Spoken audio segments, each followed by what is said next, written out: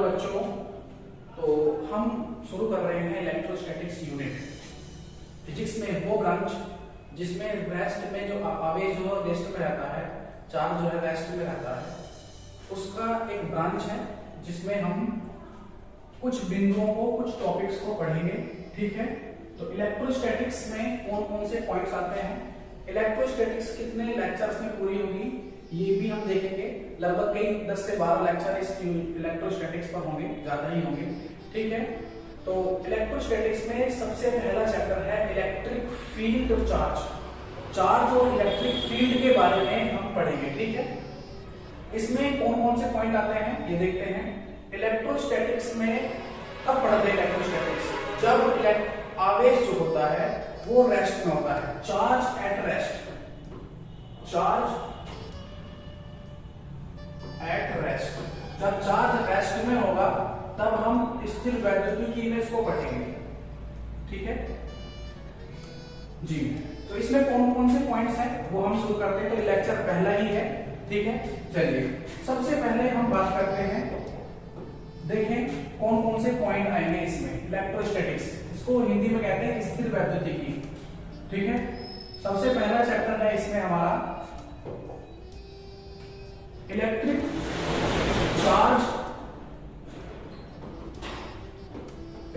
Charge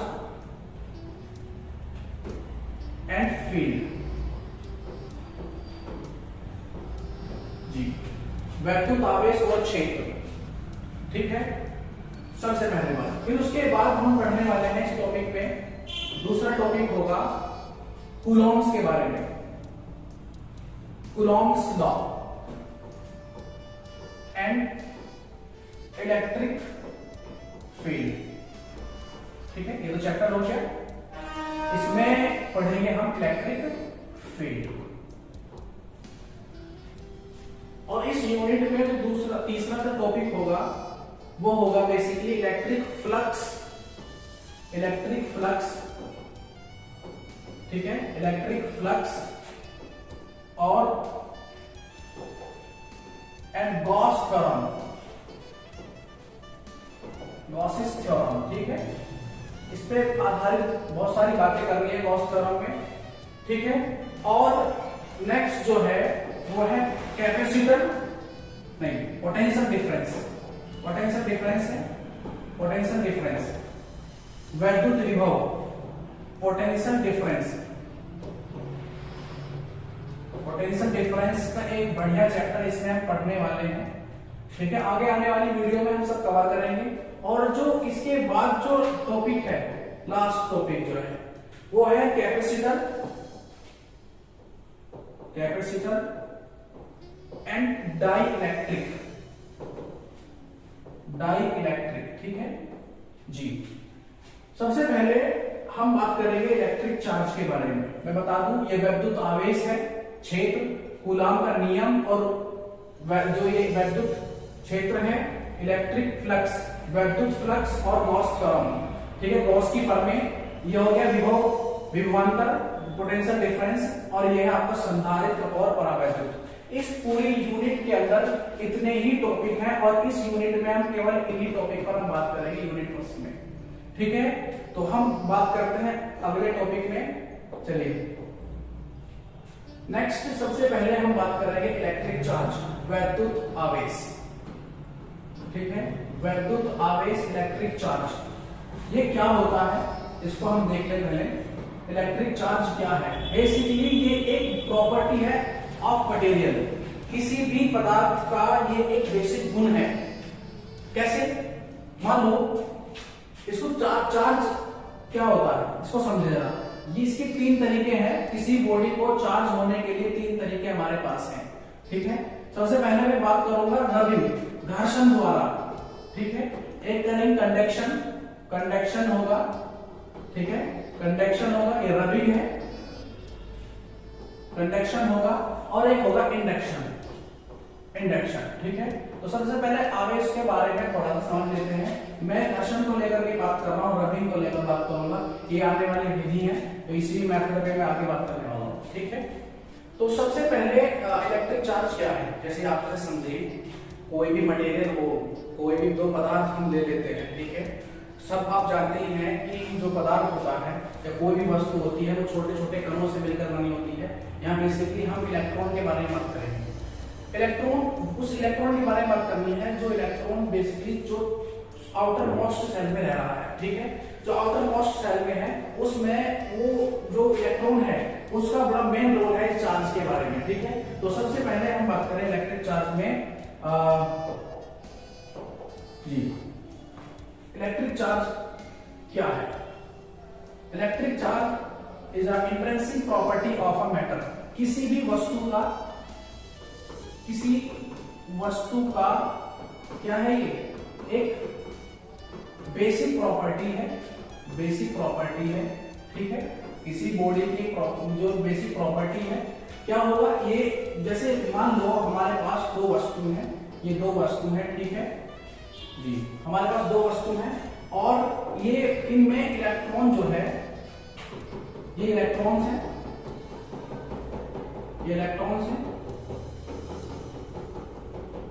और ये वे electron show किए गए हैं जो आउटर मोस्ट सबसे बाह्य कोश में है, ठीक है, जो फ्री है, ठीक है, जो फ्री है। अब हम क्या करने वाले हैं, ठीक है, जैसे मान लो ये एक वस्तु A है, ये वस्तु क्या है? B वस्तु है, मेरे पास दूसरी बॉडी है। इसमें मान लेते हैं हमारे पास 10 इलेक्ट्रॉन है और इसमें मान लेते हैं हमारे पास 20 इलेक्ट्रॉन है। ये वे इलेक्ट्रॉन है जो आउटर मोस्ट सेल में रह रहे हैं, ठीक है, जिनका बॉन्डिंग नहीं है, ठीक है। जैसे मैं एक लिखूं 11Na23, ठीक है। इसका इलेक्ट्रॉनिक विन्यास अगर आप देखें तो इसका इलेक्ट्रॉनिक विन्यास होता है 2 8 1। जो ये एक होता है यही होता है संयोजी इलेक्ट्रॉन, ठीक है। वैलेंस इलेक्ट्रॉन जो कक्षा में सबसे बाहर होता है, ये वही इलेक्ट्रॉन है।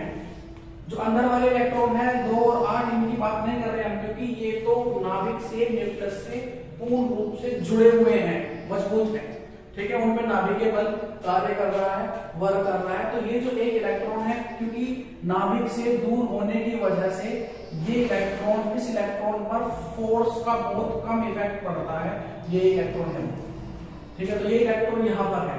अब मैंने क्या किया, इसको आपस में रगड़ दिया, ठीक है। इनको आपस में मैंने रगड़ दिया, दो वस्तुओं को आपस में रगड़ देने पर, रबिंग कर देने पर क्या होगा? कुछ इलेक्ट्रॉन जो होंगे इस बॉडी से इस बॉडी में या इससे इसमें भी कह सकते हैं आप, क्योंकि ये गतिज राशि है, स्केलर क्वांटिटी है, इसे फर्क नहीं पड़ेगा, दिशा का मैटर नहीं है यहाँ पर, ठीक है। तो इसमें क्या करेंगे, कुछ इलेक्ट्रॉन जो है इस वस्तु से दूसरी वस्तु पर ट्रांसफर हो गए। अगर हम देखें रगड़ने के बाद बाय फ्रिक्शन या बाय रबिंग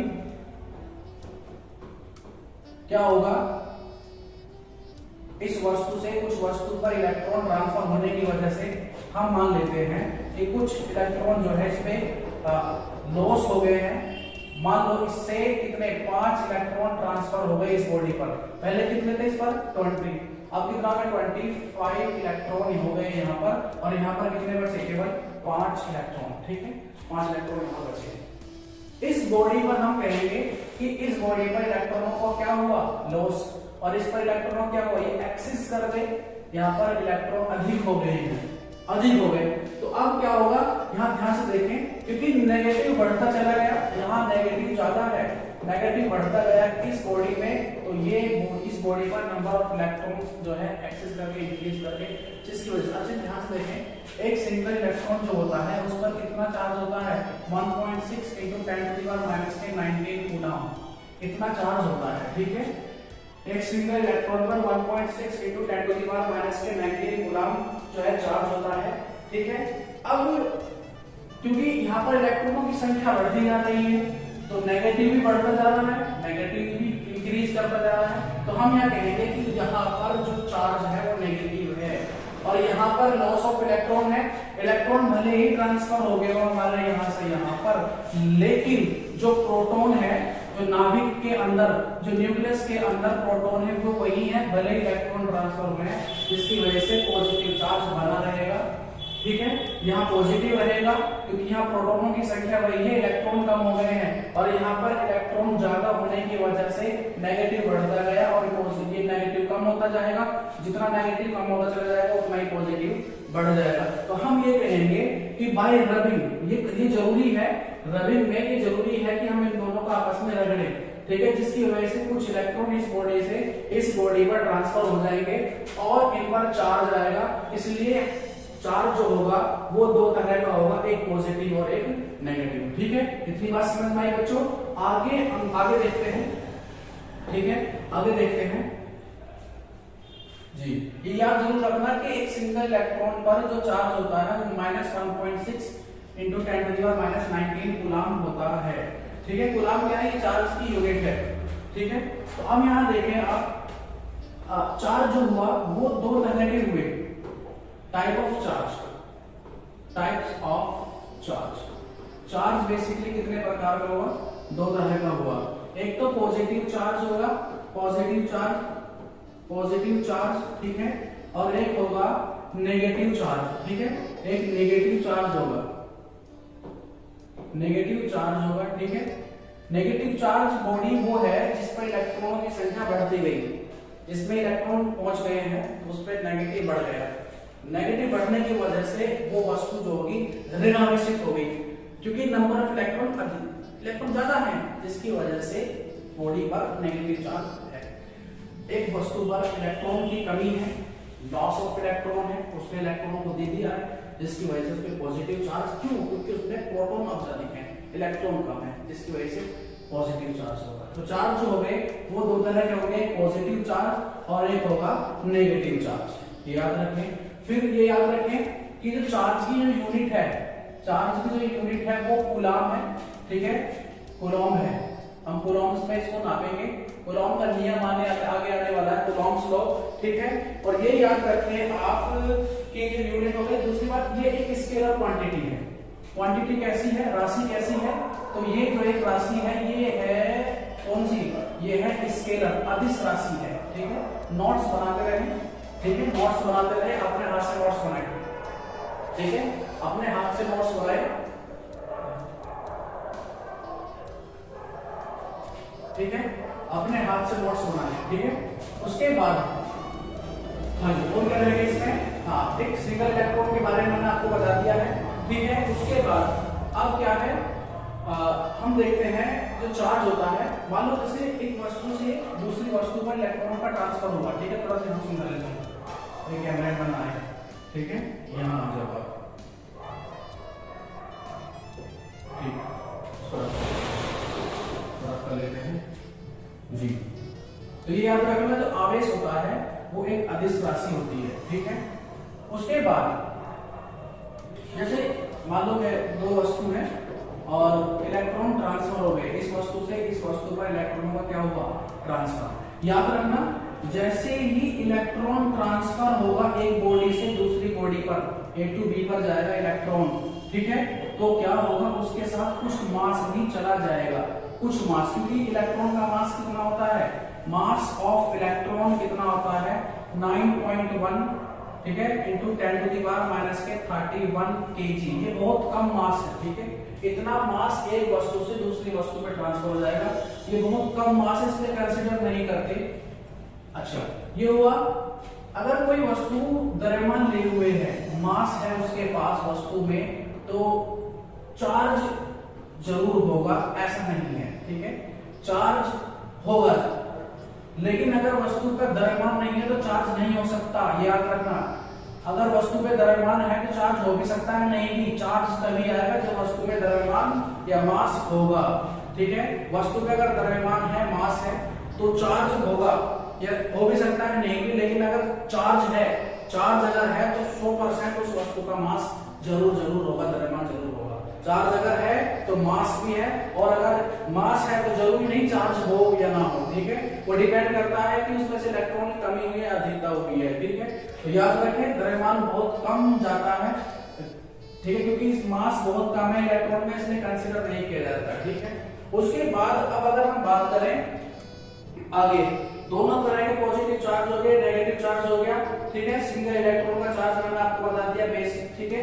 ये जो यूनिट है, ये क्वांटिटी है, ये भी मैंने आपको बता दिया कि ये स्केलर क्वांटिटी होती है, ठीक है। उसके बाद हम देखते हैं कि हम किसी वस्तु को कितने प्रकार से चार्ज कर सकते हैं। ये तो भाई रबिंग हो गया, इसमें इलेक्ट्रॉनों का ट्रांसफर होना है, ठीक है। इलेक्ट्रॉन रगड़ने पर, जब रब कर देंगे, इनको रगड़ देंगे तो इलेक्ट्रॉन ट्रांसफर हो जाएगा, ठीक है। उसके बाद हम दूसरा मेथड देखते हैं। दूसरा मेथड क्या है उसको देखेंगे, ठीक है। जो दूसरा मेथड है वो है कंडक्शन का, जिसको हम डायरेक्ट कांटेक्ट कह सकते हैं, ठीक है। डायरेक्ट कांटेक्ट कह सकते हैं। इसमें क्या होगा, हम एक वस्तु को, चार्ज वस्तु को लेके आएंगे, ठीक है। चार्ज वस्तु को ले लेंगे हम, अब इसको रख देता हूं मैं, ठीक है। हाँ चलो, इसमें क्या होगा, चार्ज वस्तु को लेके आएंगे, charge by conduction, charge by conduction, या हम इसको कह सकते हैं डायरेक्ट कांटेक्ट, डायरेक्ट कांटेक्ट, ठीक है। डायरेक्ट कांटेक्ट, इसमें क्या होगा, इसमें एक वस्तु हमारे पास है, कोई वस्तु ले लेते हैं, कोई बॉडी हमारे पास है, और इस पर इलेक्ट्रॉनों की भरमार है, बहुत इलेक्ट्रॉन इसमें है, जिसकी वजह से नेगेटिव है चार्ज, नेगेटिव चार्ज बॉडी है, नेगेटिव चार्ज बॉडी है, ठीक है। नेगेटिव चार्ज बॉडी है, और एक ये तो चार्ज बॉडी हो गई, चार्ज बॉडी आवेशित वस्तु है, इस पे इलेक्ट्रॉनों की भरमार है। दूसरी जो वस्तु है वो अनचार्ज बॉडी है, ये अनचार्ज बॉडी है, अनावेशित वस्तु, अनावेशित वस्तु, अनचार्ज बॉडी, ठीक है। इसमें कोई चार्ज नहीं है, ये न्यूट्रल है, आप उदासीन है। तो हम क्या करेंगे, हम इसको इसके कांटेक्ट में रख देंगे थोड़ी देर के लिए, देखना कांटेक्ट में रखने वाले हैं, ठीक है। ये हो गया हमारे पास, चलो इसको मिटाओ, और ये हो गया हमारे पास एक चार्ज बॉडी, ये चार्ज बॉडी है, चार्ज बॉडी ये है हमारे पास। इसके कांटेक्ट में हम एक अनावेशित वस्तु, एक बॉडी हम इसके कांटेक्ट में रख देते हैं।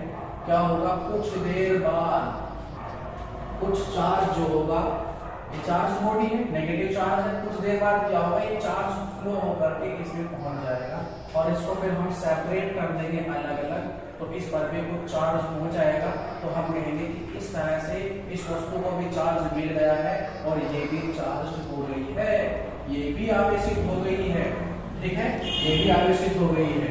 ये तो है ही नेगेटिव चार्ज, लेकिन पिछले जो यहाँ पर चार्ज है उससे कम है यहाँ पर। और इस बात को याद रखें, अगर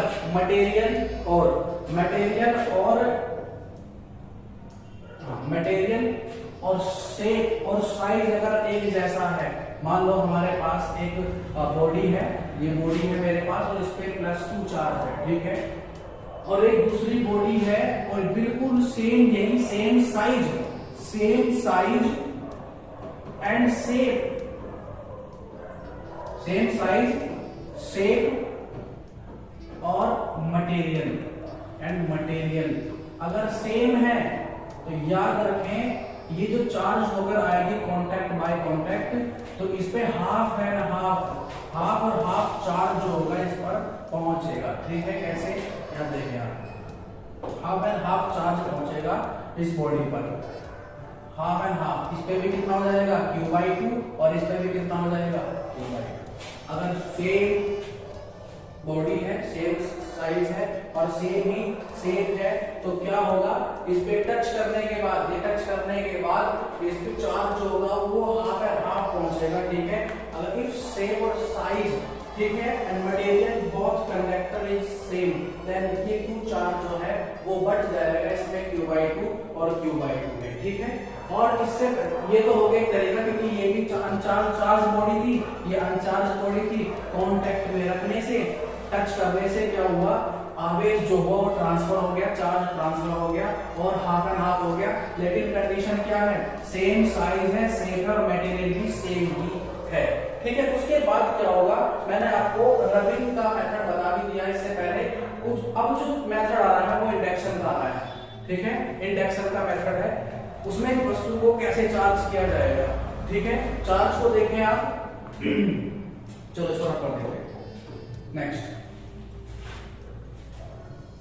इंडक्शन में क्या होगा? चार्ज बाय इंडक्शन, इसमें विदाउट कांटेक्ट, इसमें कांटेक्ट नहीं करना, without contact, charge by induction, induction, ठीक है, इसको पोलराइजेशन भी कह सकते हैं, इंडक्शन या इनडायरेक्ट कांटेक्ट।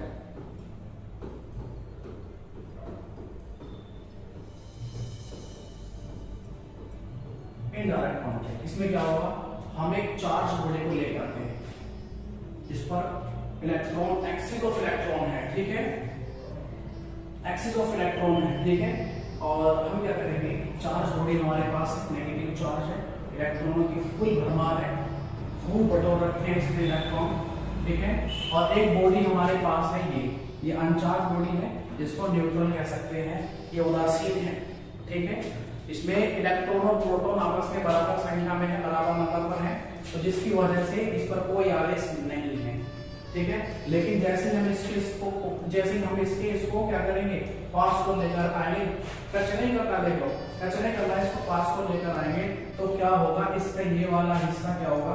क्योंकि नेगेटिव है, पॉजिटिव को अट्रैक्ट करेगा। मैं भी इस बात को बताऊंगा कि properties of electric charge, property में ये बताऊंगा कि लाइक चार्ज होते हैं, जैसे चार्ज होते हैं, एक जैसे चिन्ह वाले, एक साइन वाले चार्ज होते हैं, वे एक दूसरे को रेपल करते हैं, प्रतिकर्षित करते हैं, बताने वाला हूं मैं, ठीक है। तो इसमें क्या होगा? और जो अनलाइक चार्ज होते हैं, अनलाइक चार्ज अलग अलग चिन्ह वाले, प्लस का और माइनस का, एक दूसरे को हमेशा अट्रैक्ट करते हैं। तो क्या होगा इसमें? क्योंकि सब जानते मालूम ही है ये इलेक्ट्रॉन से प्रोटॉन से बनी हुई है, तो क्या होगा इसमें कुछ जो इलेक्ट्रॉन यहाँ से भाग जाएंगे, इलेक्ट्रॉन जो है इधर जमा हो जाएंगे, सब अपनी पार्टी बना लेंगे इधर, और पॉजिटिव रह जाएगा इधर, फिर हम इसको बाद में सेपरेट कर देंगे।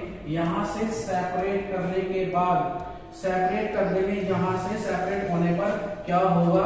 एक बॉडी जो होगी ए, ये तो हो जाएगी पॉजिटिव चार्ज, और दूसरी जो बॉडी होगी बी, ये हो जाएगी हमारी नेगेटिव चार्ज। तो एक मेथड ये भी है, किसी भी वस्तु को चार्ज करने के लिए एक मेथड, एक तरीका ये भी है, ठीक है। उसके बाद बात समझ रहे हैं? तो क्या होगा? जैसे ही एक्सिस ऑफ इलेक्ट्रॉन बॉडी इसके पास आएगी तो नेगेटिव चार्ज रेपल करके इधर पहुंच जाएगा एक साइड, और पॉजिटिव चार्ज यही रह जाएगा, अट्रैक्ट करेगा इसको, और सेपरेट करने के बाद दो वस्तु मिलेगी हमें, जिसमें एक बॉडी पर पॉजिटिव चार्ज होगा, एक बॉडी पर नेगेटिव चार्ज होगा। तो ये तरीका है विदाउट कंडक्शन, विदाउट कॉन्टैक्ट, या डायरेक्ट कॉन्टैक्ट कह सकते हैं, विदाउट कॉन्टैक्ट, ठीक है, विदाउट कॉन्टैक्ट, विदाउट कॉन्टैक्ट कह सकते हैं हम इसे। और चार्ज बाय इंडक्शन, इंडक्शन का तरीका, इसको हम यह कहेंगे कि इनका पोलराइजेशन हो गया है, ध्रुवन हो गया, पोलराइजेशन हो गया है, जिसकी वजह से हमें दो बॉडी प्राप्त हुई है, दो वस्तु प्राप्त हुई है, एक वस्तु पर पॉजिटिव चार्ज है और एक वस्तु पर नेगेटिव चार्ज है, ठीक है। उसके बाद हम कुछ बातें करते हैं प्रॉपर्टी पर, चार्ज की प्रॉपर्टी कैसी है इसको हम देख लेते हैं, ठीक है। चलो इसको रफ करते हैं। सबसे पहले हम देखें प्रॉपर्टीज ऑफ चार्ज में, प्रॉपर्टीज ऑफ इलेक्ट्रिक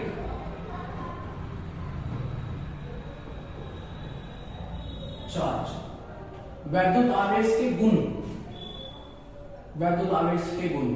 सबसे पहली बात, जो चार्ज दो तरह के होंगे, पॉजिटिव एक नेगेटिव, तो मैंने आपको बता ही दिया, ठीक है। एक पॉजिटिव वो होगा जिस पर इलेक्ट्रॉन की कमी होगी, औसत इलेक्ट्रॉन बॉडी पर हमेशा पॉजिटिव चार्ज होता है, और जिस पर इलेक्ट्रॉनों में अधिकता होगी उस पर axis of body, electron of body जो है, जिस बॉडी पर इलेक्ट्रॉनों का ज्यादा अमाउंट होगा वो बॉडी नेगेटिव चार्ज होगी, ठीक है। दो तरह के होंगे, तो याद रखें, लाइक चार्ज एक जैसे चिन्ह वाले, जैसे लाइक का मतलब हो गया प्लस प्लस या माइनस माइनस, ये एक दूसरे को क्या करेंगे? हमेशा रेपल करेंगे, ठीक है। दोनों ही प्लस के होंगे और ये दोनों ही माइनस के होंगे, तो एक दूसरे को प्रतिकर्षित करेंगे। यानी अगर ये वाली बॉडी नेगेटिव है और ये वाली बॉडी को भी नेगेटिव चार्ज है, तो ये एक दूसरे को रेपल करेंगे, ठीक है। कितने फोर्स से रेपल करेंगे इसका जो टॉपिक है वो बाद का है, उसमें कॉलम का नियम पर हम बात करेंगे, तो पता चलेगा कितने फोर्स से एक दूसरे को जो है रेपल कर रहे हैं। और अगर दोनों भी पॉजिटिव चार्ज कर रहे हैं तब भी एक दूसरे को रेपल करेंगे। लेकिन अगर अनलाइक चार्ज की अगर हम बात करें, अनलाइक चार्ज ठीक है। अनलाइक चार्ज जैसे एक प्लस का और एक माइनस का ले लें तो ये एक दूसरे को क्या करेंगे, अट्रैक्ट करेंगे, ठीक है। ये एक दूसरे को क्या करेंगे, अट्रैक्ट, आकर्षित करेंगे, ठीक है। तो एक प्रॉपर्टी ये है कि like charge repel each other और unlike charge attract each other, ये एक दूसरे को क्या करेंगे, आकर्षित करेंगे। तो एक प्रॉपर्टी इसकी ये हो गई। दूसरी प्रॉपर्टी ये है कि ये नेचर में एडिटिव होता है। मान लो इसको हम रफ कर देता हूं, ठीक है, रफ कर देते हैं इसको जी। तो ये नेचर में एडिटिव होता है। कैसे, मान लो हमारे पास इस एक झोला भर के बहुत सारे क्या है, आवेश है हमारे पास। एक प्लस का 5 कूलम, माइनस के 5 कूलम, 10 कूलम, 3 कूलम, माइनस के 2 कूलम और 7 कूलम, माइनस के 6 कूलम, ठीक है। ऐसे हमारे पास बहुत सारे चार्ज हैं और हम इनको आपस में ऐसे हिला देने के बाद में देखेंगे तो अगर इनको हम ऐड करें, कैसे भी जैसे नंबरों को ऐड कर लेते हैं ना हम मैथमेटिक्स में, सिंपली हम इस पे ऐड कर लेंगे। इसमें कोई डायरेक्शन का फर्क नहीं पड़ता कि किसी को किस पे जोड़ रहा है, किसी को किस में घटाना है, इससे कोई मैटर नहीं करता। तो ये नेचर में एडिटिव होता है। इनको हम बेसिकली नंबरों की तरह जोड़ सकते हैं, ठीक है। कितना हो गया, पहले प्लस की संख्या देख लो कितनी है, ये हो गए हमारे पास 20, तो पॉजिटिव हो गया। और नेगेटिव कितना, 25 जो हो गया हमारे पास कैसा हो गया, पॉजिटिव। 25 इलेक्ट्रॉन कूलम तो हो गया हमारे पास, ये देखो 10 3 13 7 20 और 5 25 हो गए। और ये नेगेटिव देख लो, 5 माइनस के 5 माइनस के 6 माइनस 11, तो माइनस कितना हो गया, माइनस के 13 कूलम ये हो गया। तो कितने बचे, 12 कूलम का इसमें नेट चार्ज बचा हुआ है, ठीक है। तो किसी को किसी में जोड़ सकते हैं, घटा सकते हैं। तो नेचर में ये एडिटिव प्रॉपर्टी रखता है, ठीक है, योज्य। उसके बाद जो तीसरी प्रॉपर्टी है बहुत इंपॉर्टेंट है, क्वांटिनाइजेशन ऑफ इलेक्ट्रिक चार्ज, ठीक है। क्वांटिनाइजेशन ऑफ इलेक्ट्रिक चार्ज में क्या है, याद रखना, अगर किसी बॉडी पर कोई चार्ज है तो वो फिक्स अमाउंट में होता है। क्वांटिनाइजेशन में वो फिक्स अमाउंट में होता है। कैसे, जैसे समझिए, ठीक है। क्वांटिनाइजेशन, क्वांटीकरण कहते हैं इसको, क्वांटिनाइजेशन, ठीक है, क्वांटीकरण। इसमें क्या होगा, मान लो हमारे पास कोई बॉडी है और उस पर कोई चार्ज है, मान लो उस पर क्यू चार्ज है, स्मॉल क्यू चार्ज है, ठीक है। तो स्मॉल क्यू चार्ज किनकी वजह से है, इलेक्ट्रॉनों की वजह से। मान लें इसमें 5 इलेक्ट्रॉनों की अधिकता है तो अब चार्ज कितना हो गया, 5e, ठीक है, 5e हो गया। यानी हम इसका मतलब ये है कि किसी बॉडी पर जो चार्ज होता है वो एक फिक्स अमाउंट में होता है। और जो सबसे छोटा चार्ज है नेचर में जो सबसे छोटा चार्ज एग्जिस्ट करता है वो एक सिंगल इलेक्ट्रॉन पर जो चार्ज है उसकी बात करेंगे। एक सिंगल इलेक्ट्रॉन पर चार्ज कितना होता है, -1.6 इंटू 10⁻⁻19 कूलम, इतने कूलम चार्ज होता है एक सिंगल इलेक्ट्रॉन पर। इससे छोटा चार्ज एग्जिस्ट नहीं करता है क्वार्क पार्टिकल में। उसमें फ्रैक्शनल चार्ज होता है, ठीक है, भिन्न के रूप में भिन्नात्मक आवेश होता है, फ्रैक्शनल चार्ज होता है, ठीक है, फ्रैक्शनल चार्ज होता है।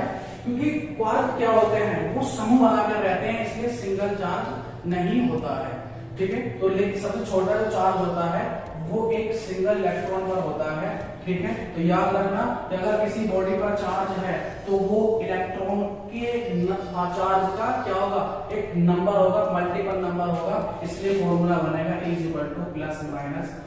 me, ठीक है। और n जो है नंबर ऑफ इलेक्ट्रॉन है और E जो है वो कितना है, पॉजिटिव और negative charge of electron, -1.6 into 10⁻⁻19 coulomb, ठीक है। और उसके बाद क्या है, चार्ज जो होता है वो एक किसी बॉडी पर एक integral multiple of a single electron, fundamental charge कहेंगे इसको हम, ठीक है। फंडामेंटल चार्ज क्या है, फंडामेंटल चार्ज मूल आवेश, ठीक है, मूल आवेश। तो बस आज की इस क्लास में हम बात करेंगे इतनी ही, ठीक है। एक इनवेरिएबिलिटी भी है इसमें, एक प्रॉपर्टी कि जो चार्ज होता है वो मोशन में डिपेंड नहीं करता, ठीक है। अगर चार्ज मूव कर रुका हुआ है तो चार्ज, और अगर रुका हुआ है चार्ज तब, और अगर चार्ज मूव कर रहा है, मोशन में है, रुका हुआ है, v = 0 वेलोसिटी, और अगर मौसम में कर रहा है तो चार्ज पर कोई फर्क नहीं पड़ता, इनवेरिएबिलिटी होती है। ठीक है, इससे नेक्स्ट क्लास में हम बात करेंगे कुछ न्यूमेरिकल के बारे में। तो आगे आने वाला जो लेक्चर है उसमें हम कूलॉम के नियम के बारे में, उसके वेक्टर फॉर्म और मीडियम पर डिपेंड करता है नहीं करता है, डिस्टेंस पर डिपेंड करता है नहीं करता है, इन सारे इन सब टॉपिक्स पर हम बात करने वाले हैं डिटेल से। तो तब तक के लिए आप सब लोग मेहनत से पढ़ते रहिए। All the very best.